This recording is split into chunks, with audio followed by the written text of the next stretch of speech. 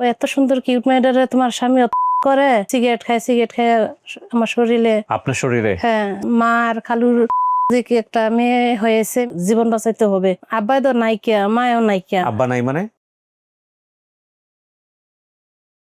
আসসালামু আলাইকুম প্রিয় দর্শক এবং শ্রোতা, আল্লাহ সর্বাবস্থায় আমাদের সবার মঙ্গল করুন। সবসময়ের মতো সেই দোয়া এবং প্রার্থনা করে শুরু করছি আপন ঠিকানার বেসিক ভিডিও। যারা এই অনুষ্ঠানটি দেখছেন তাদের সবার জন্য জানিয়ে রাখছি, studio of creative arts limited, সংক্ষেপে হচ্ছে সকা। সকার সামাজিক যোগাযোগ মাধ্যমের জন্য নির্মিত অনুষ্ঠান আপন ঠিকানা। এছাড়াও আমাদের আরও বেশ কয়েকটি অনুষ্ঠান রয়েছে, সেগুলো সম্পর্কে আপনারা জানেন। তো এই আপন ঠিকানা বিগত 4 থেকে 5 বছরে আপনাদের জন্য যে কাজ করেছে, ছোটবেলায় হারিয়ে যাওয়া ছেলে মেয়েদেরকে তাদের পরিবারে ফেরানোর কাজ করেছে, এবং এখন পর্যন্ত আমাদের সংখ্যা 500 তো কিছুদিন আগে হয়ে গেল আপন ঠিকানায়, আরও 30টা হচ্ছে লস্ট অ্যান্ড ফাউন্ডে, এবং সবকিছু মিলিয়ে আমরা বলতে পারি যে আমরা 550-এর খুব কাছাকাছি অবস্থান করছি। ইউটিউবে রিপোর্ট হয়েছিল সম্ভবত 2024 অথবা 25 সালের দিকে, আমি রাইট নাও মনে করতে পারছি না। আপনাদের এই প্রিয় কন্টেন্ট এখন পর্যন্ত বাংলাদেশের একমাত্র ইউটিউব রিকগনাইজ, মানে ইউটিউবের অফিসিয়ালি ভ্লগ পোস্টে আসা, রিপোর্ট হওয়া একমাত্র কন্টেন্ট এখন পর্যন্ত, ওয়ান অ্যান্ড অনলি আমরা বলতে পারি। এবং এছাড়া এখন পর্যন্ত কেউই ইউটিউব ব্লগ পোস্টে জায়গা করে নিতে পারেনি। এটা আমাদের একটা বিশাল অর্জন। সেখানে বলা হয়েছিল 350-র মতো, তো এটা এখন প্রায় আরও 200+ হবে, 550। আপন ঠিকানা চলছে, আপন ঠিকানা চলতে থাকবে যতদিন পর্যন্ত আমাদের এখানে লোকজন আসবে, এবং আমরা এটা চালিয়ে যেতেই থাকবো। তো আজকে যে বোনটি এসছে তার কাছে যেতে চাই, তার আগে আপনাদেরকে একটু বলতে চাই, যদি আপনার পরিচিত এরকম কেউ থাকে যিনি পরিবার থেকে ছোটবেলায় হারিয়ে গেছেন, কিন্তু কিছু তথ্য তার মনে আছে, আংশিক অসম্পূর্ণ তথ্য, যেসব তথ্যের আলোকে চাইলে কাজ করা যেতে পারে, আপনি আমাদের ঠিকানায় যোগাযোগ করবেন। আমাদের ফোন নাম্বার, আমাদের মেইল অ্যাড্রেস সবই দেখতে পাচ্ছেন স্ক্রিনে। এছাড়া আপনি চাইলে আমাদের পেজেও ইনবক্স করতে পারেন, আমরা আপনার সঙ্গে যোগাযোগ করব। অবশ্যই আপনার ফোন নাম্বার দিতে ভুল করবেন না। আপনার নাম কি? বর্তমানে এখন সাথী। বাপ মায়ের দেয়া নাম কি? বাপ মা দেয়া নাম ইয়াসমিন। বাবা মায়ের দেওয়ার নাম হচ্ছে ইয়াসমিন আক্তার। আপনার বাবার নাম? বাবার নাম বলতে পারি না। মায়ের নাম? মনোরা বেগম। মনোয়ারা বেগম। ওকে। আপনার মামার নাম? মামার নাম লিটন। লিটন। আপনার খালাতো বোনের নাম? খালাতো বোনের নাম লিপি। খালুর নাম? নূর ইসলাম। খালুর বাবার নাম মনে আছে আপনার? আবুল হোসেন। আর খালুর ভাইয়ের নাম? লিটন। ঠিকানা আপনার এখানে একটা ঠিকানা তো মনে আছে, বরিশালের কোথায় এটা? বরিশাল পাতারহাট, মেহেন্দিগঞ্জ জেলা। বরিশালও তো জেলাই। বরিশাল জেলা না, কিন্তু যেটা দিছে যার থেকে আপনি বলছেন বরিশাল, মেহেন্দিগঞ্জ, পাতারহাট। হ্যাঁ। এই পাতারহাটে কি আপনারা থাকতেন? আমি ছোটবেলা আমার নানার বাসা ছিলাম, কিন্তু কোন জায়গা থেকে আমার মা নিয়ে আসে জানি না। তো যে সময় নিয়ে আসে 7 থেকে 8 বছর, ওই সময় একটা রাত টলারে লঞ্চে। পাতারহাটে কি আপনাদের? পাতারহাটে আমার মা বাবা ছিলেন। বাবা ছিল ওখানে না? বাবার নাম বলতে পারেন না কেন? আপনি কি মায়ের সঙ্গে বড় হয়েছেন? আমি মায়ের সাথে বড় হয়েছি। বাবা যে সময় মা বিবাহ করছে, আমি মার পেটেই ছিলাম, কিন্তু আমার বাবা বলে বিদেশ গেছে। আচ্ছা আচ্ছা। মা খালারা 2 জন, বড় খালা মারা গেছে।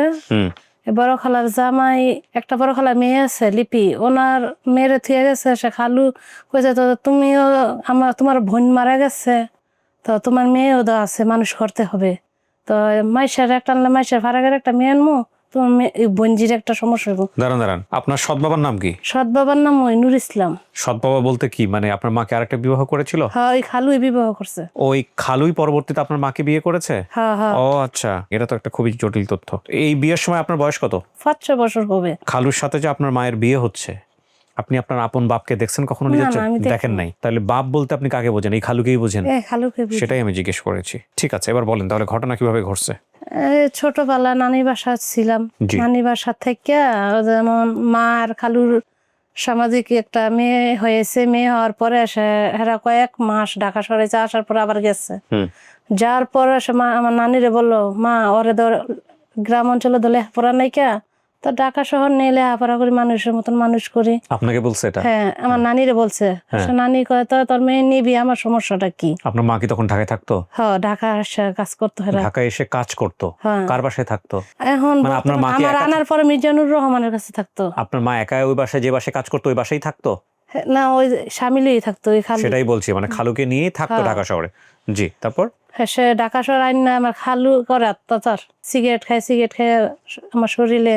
আপনার শরীরে? হ্যাঁ। সিগারেট খেয়েছে, ধরাই দিছে। কেন করছে এরকম? এই অত্যাচার করছে, কইছে তোর মেয়ের যদি না দিয়ে তোর মেয়ে আমি আমার ভাত খাইতে পারবি না। না, কিন্তু সিগারেট খেয়ে আপনি একটা ছোট বাচ্চা, আপনার গায়ে কেন চেপে ধরবে? জানি না। আবার রাস্তাতে গেলে কইছে যে একটা সিগারেট বিলের কাছে দিছে, 3-4টা বিলে। ওই খাইমছে আমার পিট মিট লাগে না। মাই গিয়া শিক্ষা ধরছে। সে যার বাসায় থাকতো মিজানুর রহমান, ওনার মেয়ের নাম বিথিবর, মেয়ের নাম। ওনার মেয়ে জামাই সে গেছে, ও এত সুন্দর কিউট মেয়েটারে তোমার স্বামী অত্যাচার করে, হেরম ভাতও দেয় না, তো তুমি কি করবা? তোমার মেয়েরে কি পালবা না কোনো পালক টালক দিবা? সে মায়ে কইছে এরম ভালো একটা ফ্যামিলি হইলে আমি দিয়ে দিব, আমার মেয়ের জীবন বাঁচাইতে হবে। সে আলুদ্দি বলছে আচ্ছা তো ঠিক আছে, দিলে নাই দাবি লেখা দিতে হইব। এটা বলেছে যে বাড়িতে ভাড়া থাকতো সেই বাড়ির ওলার মেয়ে জামাই। মেয়ের জামাই। হ্যাঁ আচ্ছা, সে নাই দাবি লেখা, মায়ে কইছে আচ্ছা তো ঠিক নাই দাবি আছে। লিখে কার কাছে দিছে? আলুদ্দির সাথে। আলুদ্দি সাহেবের মেয়ের কাছে। জামাই? হ্যাঁ মেয়ে জামাই। কার ওই ওরাই মানুষ করবে এরকম? হ্যাঁ ও কইছে অন্য অন্য দিমুনি আমরা। আচ্ছা, ও বলছে অন্যখানে দিবে? হ্যাঁ। জি, তারপর? এসে নিয়ে দিছে ওর বোনের বাসায়। বোন এরকম কাজ করে দেখে সেনতেন কই কি গো বোন, তোমার মেয়ে নাই দেখা আমি দিলাম তোমার কাছে একটা মেয়ে না, তুমি কাজ করালে কিভাবে হবে? এখান থেকে কার কাছে দিছে আপনি আমাকে একটু ক্লিয়ার করেন। ওই ওর বোন, দুলা ভাইয়ের বোনকে দিছে? না আলুদ্দির বোনের কাছে নিয়ে দিছে। আলুদ্দির বোনের কাছে দিয়েছে। আচ্ছা আচ্ছা, তারপর? ওনার বোনের কাছে নিয়ে দিছে। ওনার বোনের থেকে সে নিচে অত্যাচার করে দেখে এরকম কাজ করা দেখে আনছি সে সুখের লেগা, তুই যদি কাজ করিস কিভাবে হবে? যে বর্তমান আমার বাবা এখন বর্তমান ওনারে ডাকাইছে, আইজুদ্দিন তুমি তোমাদের 3 ছেলে মেয়ে নাই, তো তুমি একটা মেয়ে দিলে পালবা? কয়েকটা মেয়ে দিলে আমি আকাশে তারা মতন লাগবো। হ্যাঁ মেয়ে জন্ম দিলে যে মানুষ করা যায় ঠিক না, ওনারা অনেক যথেষ্ট লালন পালন করছে আমার। এই পালিত বাবার নাম আইজুদ্দিন? হ্যাঁ আইজুদ্দিন। এই বাবারে পাইলো কে? সম্পর্কে কি হয় ওরা? ওরা ওদের এক এলাকার। আচ্ছা, প্রভাবশালী আগের মানুষ, আগে তো নিয়ে গেছে। তারপরে নিয়ে যাওয়ার পরে এসে নিয়ে যাওয়ার পরে আমার আব্বার কাছে দিচ্ছে। এই আপনি নাকি বাবা ডাকছেন? হ্যাঁ ওনার কাছে। এই বাবার কাছেই মানুষ হয়েছে। তো আপনি তো পরিবার কোথায় আছে যে আপনি এদেরকে দিয়ে বের করতে পারেন? না আমার আব্বা বলে না, আব্বাই তো নাইকিয়া, মায়ও নাইকিয়া। আব্বা নাই মানে? এই যে পালিত আব্বা মা মারা গেছে দুজনে। যে মারা যখন গেছে তার আগ পর্যন্ত জিজ্ঞেস করেন? জিজ্ঞেসি কয় আমি জানি সব জানি, আলুর দিয়ে গেছে 3-4 বার গেছি, ওনার কয় এই ডিজাইন না তো লাভ নাই, নাই দাবি কাগজ কই ফেলাইছে না ফেলাইছে জানি না আমি। না না না, এগুলো তো অন্যায় কথাবার্তা। আইনুদ্দিন বেঁচে আছে? ওনার বর্তমানে এক জায়গাতে আছে, আওয়ামী লীগ বিএনপির একটা ইয়াটা বুঝেনি। আপনার পরিবার খুঁজে বের করতে হলে এই আইনুদ্দিন নাকি আলুদ্দিন? আলুদ্দিন। এই আলুদ্দিনকে দিয়ে বের করতে হবে। আলুদ্দিনে দেয় না, ওর বউ দেয় না, ওর বউ যে দ্বিতীয় বোধহয় আলাউদ্দিন, সেখান থেকে আলুদ্দিন হয়ে গেছে। হ্যাঁ ওনার বউ বিথি যেটা নিচে ওনার মারা গেছে, ওনার মারা যাওয়ার পরে আরেক ছোট বোনের বিয়ে করছে। আচ্ছা, তো তাইলে ওর বিথি নিয়ে আসছিল এবং বিথির হাজবেন্ডের নাম ছিল আলুদ্দিন। আবার ছোট বোন বিয়ে করছে আবার। তাহলে বিথি তো নিয়ে আসছে আপনার মায়ের কাছ থেকে। এরা বলতে পারে না যে আপনার মা কোথায় আছে? বিথি মারা গেছে আমার না, আর 1 বছর পরই মারা গেছে। বিথির বোন বলতে পারে না? কইতো না, এরা কয় না, আমরা জানি না, এত বছরের কথা মনে আছে কিনি। ওর বাসা ভাড়া ছিল? হ্যাঁ বাসা গেলাম ভাড়া ছিল, আমরা এত বছর আগের কথা আমরা। ভাড়াটিয়াদের কথা আসলে কেউ মনে রাখবে কিভাবে? এটাও কথা, কারণ ভাড়া ছিল তারা চলে গেছে, এখন ভাড়াটিয়াদের অত তথ্য কি কেউ রাখে? এর লেগে ওই আমার মারে থুইয়া যে বর্তমান একজনটা বিয়ে করছে আমার খালু, এই ঢাকা শহরে না। আপনার মারে বাদ দিয়ে আরেকজনকে বিয়ে করছে? হ্যাঁ খালু আরেকটা বিয়ে করছে। আপনার মায়ে খালুরে বিয়ে করতে গেল কি কারণে? আপনার তার বোনের হাজবেন্ডকে? বোনের হাজবেন্ড ওদের বোন মারা গেছে। যাই হোক, এখন আরেকজনকে বিয়ে করছে, আপনি বুঝলেন কিভাবে? বুঝছি যে মার সাথে হিন্দু বেটি ওনার সাথে আসিল, এসে আমি খোঁজ গেলাম, যাওয়ার পরে ওই যে বাসা ভাড়া থাকে আমার মার সাথে ছিল। আচ্ছা, এসে গেছি মতন কইছে তুই ইয়াসমিনে গো? এসে আমি আমনে কত আমি 35 বছর ধরে আমি এনে থাকতে আছি, তোরই চাইছিলাম আমি ফালতে, তোর মা আমার কাছে দেয় নাই। আচ্ছা, এসে আমি কই তো এরম আমার কই বাড়ি ঠিকানা আপনি বলতে পারবেন? আমি তো বলতাম না, তার খালু বিয়া করে গেছে যেন এই এলাকার মাই ওই। এসে গেছি এরা যতটুকু জানে ওই ঠিকানাটা আপনি ওদের কাছে দিছি। ওই পাতারহাটের। আপনি কাকে খুঁজতে আসছেন বলেন তো? মানে বর্তমান এই যে খালুর কাছে আমার মা ভাত খাইতেছে, আমার মারে বিছরাইতেছে। মাকে বিছরাই কি হবে?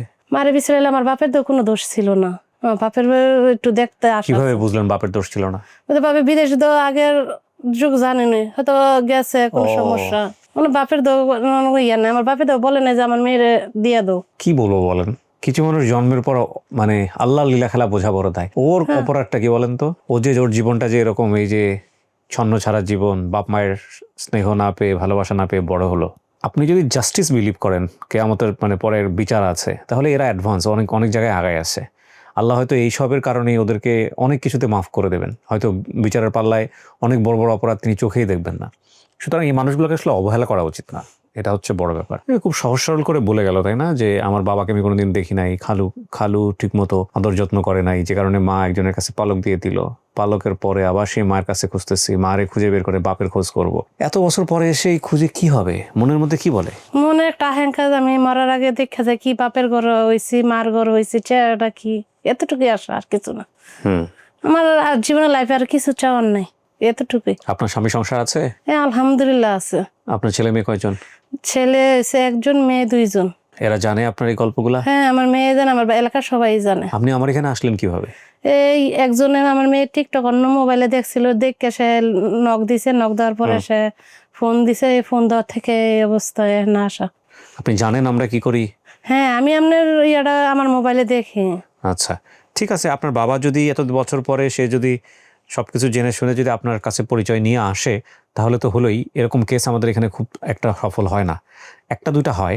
বাপে যেমন গত কিছুদিন আগে এরকম একটা পেলাম, মেয়ে জীবনের প্রথম তার বাবাকে দেখলো। মূলত পারিবারিক কোন্দলের কারণে বাবা ডিটাচ হয়ে গিয়েছিল। পরে দেখলাম সে মাও কান্দে, বাপও কান্দে, মেয়েও কান্দে। তো এখন আপনার বাবা যদি সেরকম মনের হয়, সে যদি মনে করে যে সে যদি বেঁচে থাকে যে না ঠিক আছে, আমার মেয়ে যেগুলো বলছে সেটা তো ঠিক আছে, আর আমার নিজেরও আমার মেয়েকে এই বয়সে হলেও একটু দেখার শখ, তাহলে আমাদের সাথে যোগাযোগ করলে আমরা যোগাযোগ করাই দিব। আর যদি না করে, আর যদি না পাই, তাহলে কি করবেন? তা আর আল্লাহ যা করে তাই, আর কি করার। তাওয়াক্কাল তো আল্লাহ। প্রিয় দর্শক এবং শ্রোতা, আমরা শুধু চেষ্টাই করতে পারি মাত্র।